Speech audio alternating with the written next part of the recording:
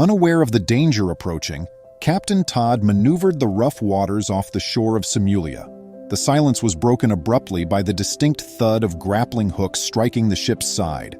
Welcome to USA Stories channel. Do not forget to subscribe and activate the bell button to receive all new updates. Now let's go to the story. Armed and eager to loot, pirates hurried onto the ship. They had no idea that Captain Todd had an unexpected trick up his sleeve. When the pirates discovered the cargo they were seeking wasn't what it looked, their confidence started to wane as they continued to advance. Todd had spent a long time dreading this moment. He knew full well that his trade route passed through hazardous areas. Although he had firearms to protect himself, he didn't want this to become a shootout. The guys were drawing closer to the edge of his container ship, and time was running out. Todd needed to make a choice immediately. He had a sudden boost in self-assurance. He snatched up the microphone and sent a message via the ship's intercom. He insisted that all crew members report to the below-deck cafeteria. He also told them there were going to be pirates on board. He then abruptly stopped sailing and switched off the ship. Just as Todd had desired, it was now at the mercy of the water. The pirates boarded the container ship while the rest of the crew obeyed Captain Todd's orders and went to the cafeteria. There were 5 of them, plain, tattered-looking, with AK-47s in their hands. Although they didn't appear to be highly coordinated, it was obvious they had done this previously based on how they had gotten to the boat without being seen. The pirates, commanded by the self-styled Captain Jack, devised a strategy without delay. Their goal was to try to load this ship with the most precious commodities, small products that they could transfer and turn a profit on. In order to cover more territory while searching for crew members, the pirates made the decision to divide into pairs of 2 and 3. The pirates thought they had a good strategy, but they were unaware that Captain Todd had been observing them since they boarded the ship. Now that everything was set up, he could deal with the team of 2 first and then concentrate on the other 3 pirates. 2 of Todd's second-in-command had radioed him to lock down the rest of the team in the cafeteria and meet him in the control room. These pirates were about to take a serious hit. The boys hurriedly left the room to set up their trap.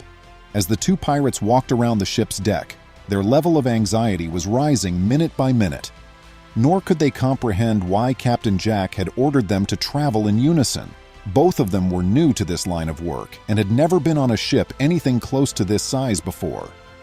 In the ship's control room, Captain Todd and his second-in-command, the seasoned sailor Harris, swiftly sketched out a plan. Their eyes wandered over the ship's blueprint that was spread out on the table. Todd decided to take advantage of the intricate architecture of the ship and set up a trap in the cargo hold, where subtly magnified clattering noises would lure the unsuspecting. With their AK-47s securely gripped, the 2 anxious pirates, Ahmad and Yusef, scuttled outside, thinking the noise was the sound of crew members hiding. Their eyes widened in shock as they peered inside the package and saw the brand new sparkling iPhones there, a sharp contrast to the crude weapons they were holding. For a minute, the dazzling devices that promised a riches beyond their wildest expectations distracted them from their original objective, allowing greed to temporarily overcome prudence. Hearts racing, Todd and his group peered through a small opening to see the pirates hidden from view. Ahmad and Yusef found that the allure of the cell phones was too much. People started putting the gadgets in their pockets while nearly delirious, their thoughts muddled by images of riches. The pirates were too busy looting to notice the little changes occurring all around them.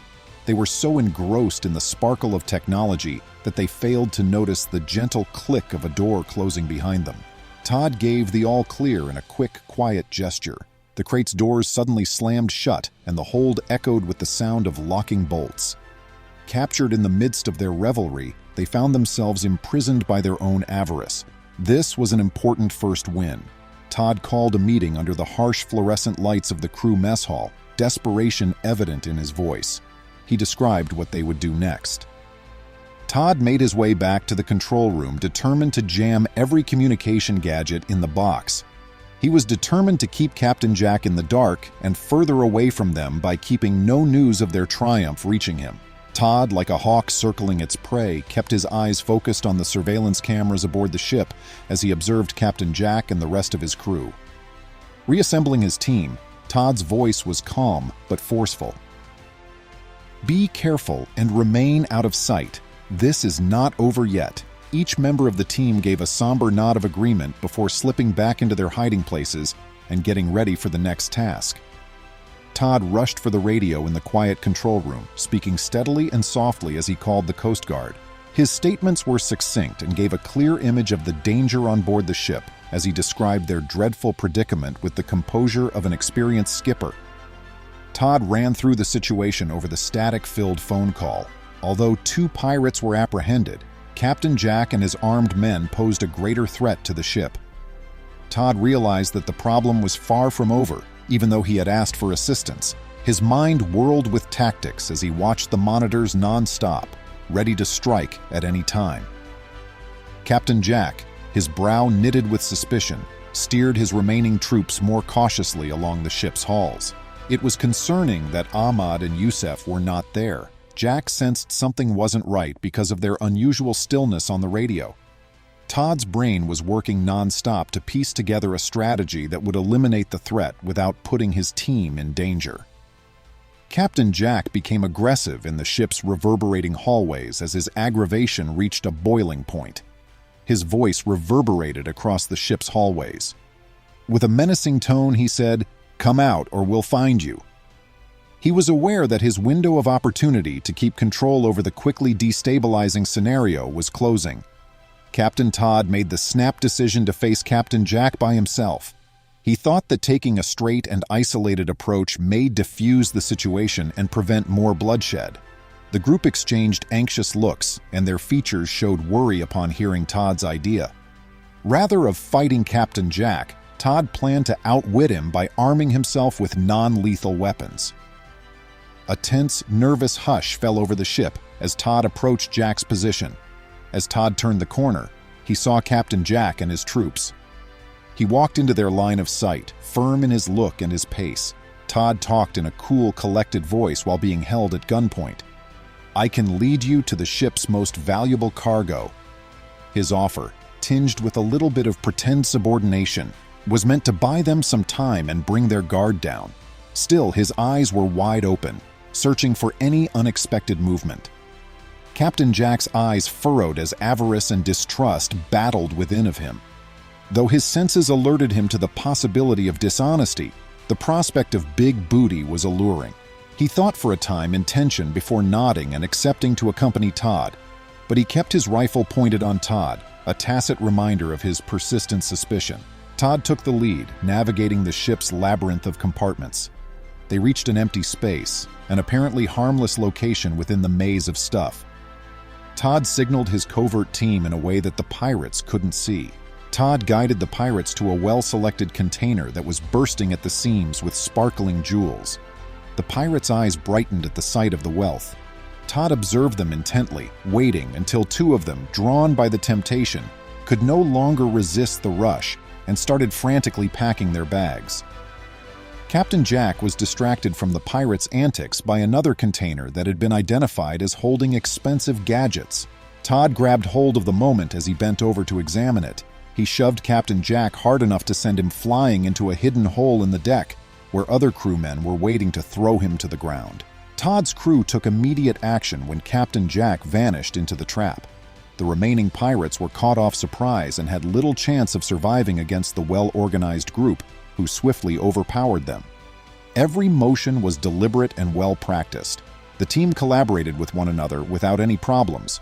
Their coordinated and well-trained motions speak for themselves. After only a few moments, they had the last pirate subdued and his arms safely behind his back. The Coast Guard cutter's silhouette could be seen on the horizon, slicing through the waves as it approached the ship. The crew let out a collective sigh of relief upon seeing the approaching cruiser. Todd led the Coast Guard to the pirates' holding area after they were boarded. The pirates were turned over one by one, Captain Jack among them, who remained stunned by the quick change of events. In sharp contrast to his prior anger and assurance, his face of astonishment and bewilderment was displayed. Todd and his crew were given a comprehensive debriefing by the Coast Guard officials. They nodded in recognition of the crew's bravery and resourcefulness as they listened closely to Todd's account of what happened. Their expressions of appreciation reverberated throughout the ship. praising the crew for their bravery and the vital part they played in preventing an impending catastrophe. A few minutes of following the sound through his garden led Martin to a small opening underneath his porch. This deck leading up to his front door was raised about 3 feet off the ground, a long, shallow space free underneath. Martin squatted down and stuck his head into the dark, damp space underneath his porch. This bird was about to completely turn one man's life upside down. The baby creature was discovered in the strangest of places, and when the man who found it brought the baby bird to his local vet, things really got crazy. Something is present there. What is that? Martin caught sight of a little item, and then something moved. The man crept curiously deeper into the area until, at last, he came to what he was looking for. What the hell? This was no common garden bird. Martin had a gut feeling that something was up with this. He was curious, but he also didn't want to get involved too much. Martin took a different tack since he was aware that excessive human interference would probably cause a mother to abandon her nest. Martin positioned the entire nest, complete with young bird, in the middle of his yard.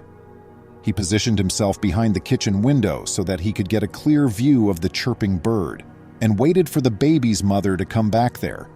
But no parent came to feed her after she stared at them for 4 hours.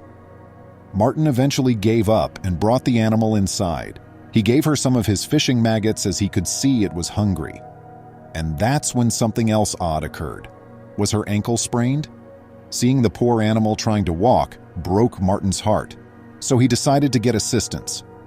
Concerned, the guy contacted his neighborhood veterinarian and asked if he could stop by for a brief examination. Martin placed the animal in a box on his passenger seat and drove to the veterinarian's office. When Martin arrived at the veterinary clinic, the doctor personally greeted him. The situation began when Martin set the box containing the bird on the veterinarian's table. The veterinarian circled the inquisitive bird several times, noting things as he went. A few minutes passed in silence, at which point the doctor said to himself, "Sprained ankle, ichthyornis characteristics." The veterinarian constructed a splint for the bird's leg, but Martin could see that the vet's mind was occupied with more ideas than just bandaging a bird. The man no longer exuded such confidence. "This is amazing," the veterinarian said. "I've never seen anything like this," among other things. The bewildered doctor turned to his desk and turned on the computer after that remark. Martin watched the doctor's monitor, hoping to see any hints, even though he was still in the dark. Martin noticed many photographs of a big bird flashing by after a minute or so. The animal, staring at the newborn bird before him, appeared both bizarre and strangely familiar. Was this a mature animal or something else? Martin was a little afraid since the thing had a menacing appearance. The doctor then turned his chair and stated, "This animal shouldn't be allowed to exist. You won't believe this. This finding has shocked me to no end." The physician went on to say that more than 20 years ago, this particular species was listed as extinct in all global databases. The vet said that even if Martin couldn't accept it, it had to be real.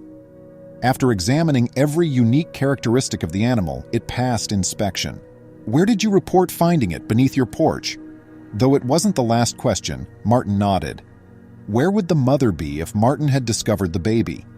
Many of Martin's queries were addressed by his veterinarian, but he also added some worrying parts to the jigsaw. This infant and her family may be the last of their kind on the earth if this bird is considered to be an extinct species. This was simultaneously amazing and terrifying. Once more, the young bird stayed eerily silent. That wasn't entirely pointless, though. We'll see why a little later. Meanwhile, the vehicle had returned to Martin's driveway, and the two men set out to find this incredibly uncommon bird. There was a woman waiting for them when they arrived at the porch where this tale began. When Martin first saw her, he was a little bewildered, but the veterinarian reassured him that she was much needed in this circumstance. The veterinarian brought in an expert to assist while closing up business. One of the state's foremost ornithologists, Melissa Brown, went by that name. She would be the one to know everything about native birds. The three of them crossed the porch to the edge where the 3-foot opening was. Martin pointed into the dark hole and added, "This is where I spotted her. all the way in the very back. She explained to the two guys that just one egg is laid by this kind of bird at a time while displaying the fragments. 20 years ago, it had already become rare, and their extinction was nearly certain due to the small number of eggs that hatched each season. But this one made it through somehow. Although it's incredible, there was one small issue. The fact that this baby bird was here by itself was not a good omen because, in the case of this unusual bird, mothers seldom leave their young. Additionally, the mother stays with her young all the time while the father goes searching for food. Martin clarified that he did not see the mother throughout his 4 hours of waiting. That is not favorable. This type of mother would typically always go back to get her child. Thus, the absence of this event indicated that something was preventing her from coming. However, what? She reiterated that this family of birds deserved to be protected since it was likely the last of its species. Martin was ecstatic to see these enormous claw prints, but he was also a little anxious. It was time for them to go. The veterinarian advised Martin not to bring the newborn bird inside, even if he wanted to. He mentioned that they may require the young bird's cry to entice her mother. As they walked the track out from his garden, Martin nodded and hugged the box close to his breast. The tiny bird's chirps resounded through the trees as the route carried them into the woodland. Following 30 minutes or so of strolling and attempting to locate the route, an unexpected event occurred. The little bird chirped loudly and got a response this time that was deeper in pitch. The three of them kept quiet as they walked through a section of the woodland that was open, dodging fallen branches. She extended her hand and motioned for Martin to bring her the box containing the bird. Melissa set the tiny bird in the middle of the woodland floor, and Martin obeyed. They waited now. The baby's chirping became louder, indicating that she knew who her mother was. She must have called attention because a moment later, a giant shadow came down from overhead and landed on the forest floor next to her. Martin had seen larger birds at zoos before, but this one was enormous. What makes a mother bird abandon her offspring in such a manner? And why did the little bird have such easy faith in people? The expert did, however, abruptly appear to be getting closer. "What are you doing?" Melissa approached the two birds, shushing them and requesting their trust. Although Martin and the veterinarian were unable to make sense of the situation, it appears that the specialist saw anything unusual. She looked to have changed in attitude. It seemed as though she had discovered a fresh type of confidence, the kind that could only be attained via learning new things. However, what was it? Melissa approached the two birds with composure and ultimately stood next to them, as Martin and the veterinarian observed intently. The mother and her child, for whatever reason, never lost their composure. The image was already uncanny, but it was about to become even more bizarre. With a smile, Melissa invited the two men to emerge from hiding and accompany her. With a perplexed expression, Martin instructed the woman to deliver the bad news first. "Unfortunately, we have not succeeded in our quest since this bird is not the extinct species that we believe to exist today. However, that does not negate the uniqueness of these organisms." Martin watched as the woman caressed the bird's plumage as the specialist described the harpy eagle as a unique species of bird. Particularly this one, it was still one of the rarest and biggest species of eagle. Melissa told them there were only perhaps 1,000 feathers remaining on Earth and displayed the colors of the feathers. "But how are you able to touch it?" "The harpy eagle is among the world's most intelligent birds," according to Melissa, who grinned. She said they had a reputation for being kind and trustworthy toward others. She also acknowledged how much their look resembled that of the extinct species.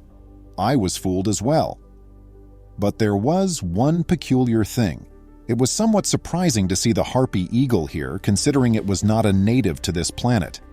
They are most likely the first of their type to establish themselves in this area. The specialist continued by elucidating the child's desertion.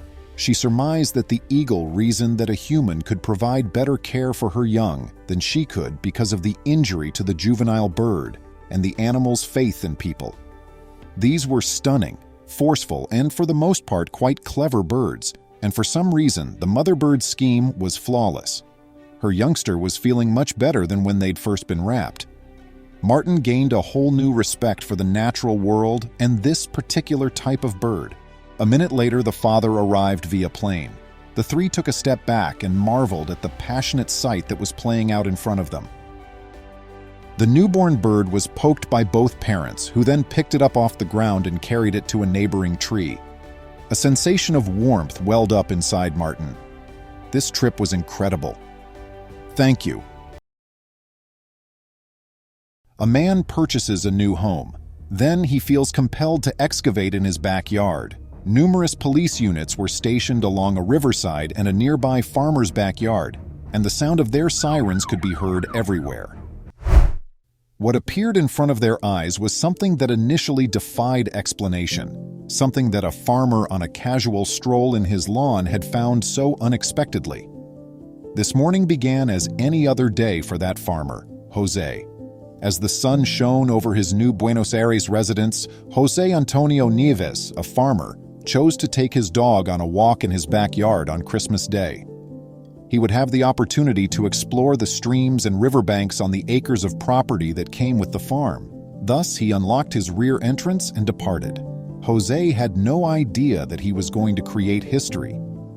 As he strolled along his dog down the riverbank, Jose abruptly became aware of something odd stuck in the bank by the murky water. It appeared to be an enormous black egg. Jose came to a halt. What was it specifically? A strange feeling of interest crept into him. Something in his gut was prompting him to investigate more.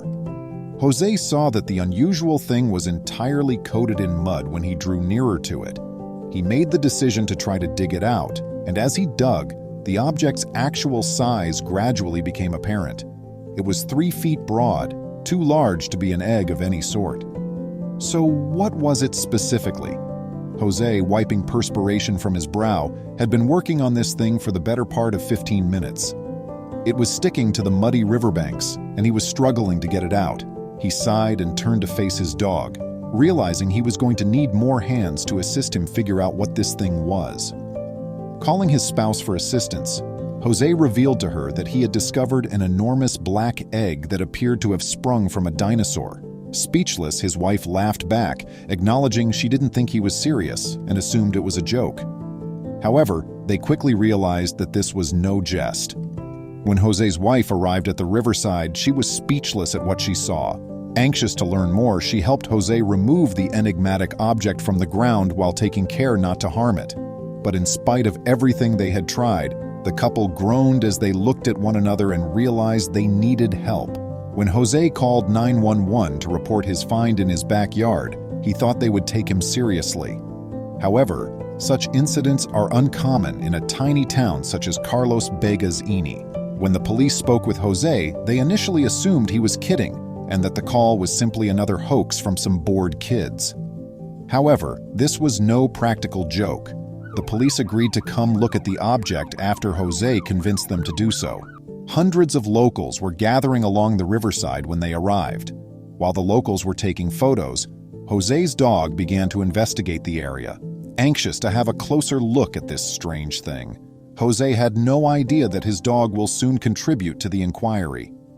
The inquisitive dog began to bark and growl close to the large, strange item as he sniffed about, wagging his tail. What had the dog Jose had been following found?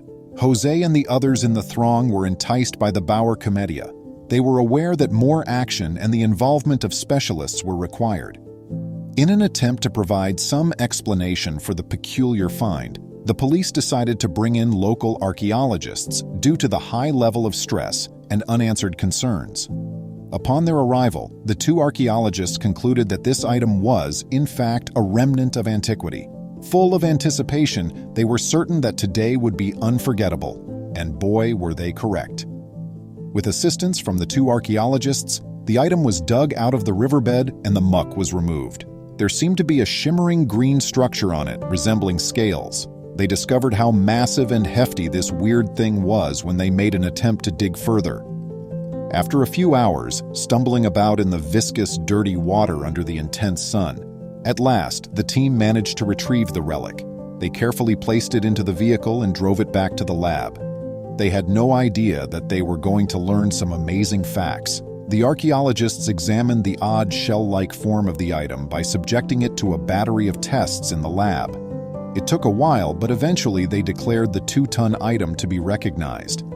However, it was neither a stone nor an object from space. They had an explanation at last. As it turned out, this odd thing was in fact the glyptodont, an ancient beast in the form of a shell or armor. The revelation had the scientists and researchers giddy with anticipation. Finally, a response. Others, however, would not share their enthusiasm, as they soon discovered. Experts voiced their misgivings after learning of the finding and said it had been a premeditated deception. Many experts acknowledged that they were at a loss for rational, tangible explanations, leaving them to wonder how the shell managed to survive in such excellent shape and in an upright position. However, this finding was not a fake. Researchers claim that glyptodonts dominated South America about 10,000 years ago. These creatures had similarities with a Volkswagen Beetle in terms of appearance and weight. Jose, the farmer who found the shell initially, was still unsure, though. Professor of Science Lister refuted the allegations that this find was a fraud, saying that the shell appeared to be a real glyptodont shell. Jose was relieved that it had been properly recognized, but he was still curious as to why and how long it had been in his property. It is believed that glyptodonts first appeared and developed in South America, where they inhabited for tens of millions of years. Uruguay, Argentina, and Brazil have traditionally been the locations of their remains. However, one thing continued to stump scientists. Scientists studying the shell discovered that the opening for the head was located in a different location from the one for the tail. Scientists asserted that the hole did not appear to be the result of a battle, suggesting that other causes may have contributed to the damage, potentially most recently. The enormous fossil, which measured almost 3 feet, was discovered on the property. Paleontologists have calculated that the shell, however, belonged to a young glyptodont. When fully grown, the species' maximum height is 11 feet. Even now, Jose finds it hard to believe what he happened across while taking a casual stroll in his garden. When he first saw the shell, he was filled with curiosity and doubt that he will never be able to get rid of. It is going to be a memory that he will always cherish.